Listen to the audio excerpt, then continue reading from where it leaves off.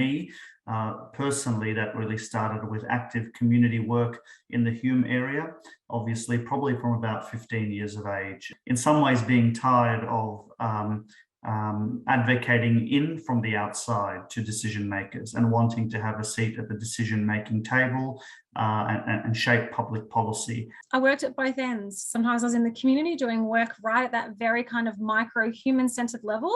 And then other times I was in government, quite far removed from things, writing policy and thinking about how that would be enacted. And then I realized that there's also another opportunity to create social change, which is the big key driver for me. And that was stepping up into a leadership role to actually be really effective in bringing together the community, bringing together the policymakers and driving that force together. And that was what really excited me about running for council. I'm a very proud Yorta Yorta man, and the history of Yorta Yorta Nations is a fantastic leaders in my country. William Cooper and Jack Patton and all of these, and Pastor Doug Nichols. So I guess from my point of view, it's ingrained in my blood for me to lead. My journey to leadership started when I completed my teaching degree, and that sort of provided me with the motivation and a platform, I guess, to teach, and also the opportunity to demonstrate and engage in conversations about my magnificent culture.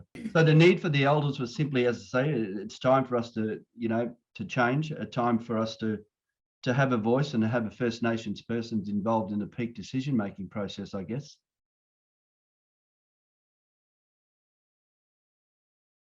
Sometimes you're not actually in a title, a leadership title or a role, but all the activities you're doing are building the skills where you act upon being a leader. Leadership for me is not something static.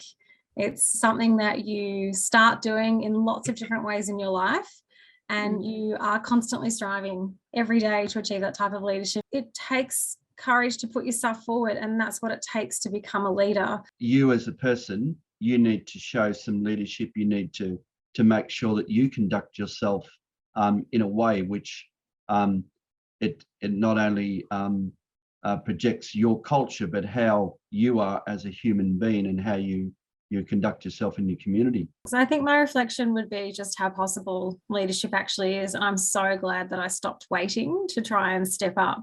I think as Greg's spoken about, that fear of failure that you carry either personally or for your community is something that is a heavy weight. And when you remove that shackle and you step up, you realize just how possible leadership can be when you back yourself. Understanding that leadership can be broken down. It can be so overwhelming when you think about trying to step up, that it is actually little pieces that you start to put together, and you pull together those threads of your life, those people in the community that you know, and as Greg said, the people in the community that you don't know, but you reach out to, and that idea of really thinking about all of the steps that you need to take to get there. And it's very easy to do. You just got to break it down and not be overwhelmed.